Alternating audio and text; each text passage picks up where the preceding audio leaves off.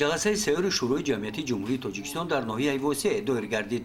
мавзӯе ки дар он баррасӣ гардид тақвияти худшиносии миллӣ, бархурди тамаддунҳо ва рушди фарҳанги миллӣ дар шароити ҷаҳонишавӣ муаррифӣ гардид.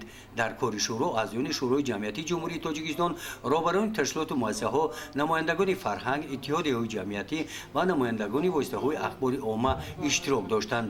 дар ин ҷаласа қайд карда шуд ки ҷавҳари худшиносии миллӣ аз дӯст доштани ватан, модар, забон, таърих ва арзишҳои таърихиву фарҳангӣ сарчашма гирифта ба ташаккули шахсиятҳои дорои ҷаҳонбинии солиму пешрафта боис мегардад.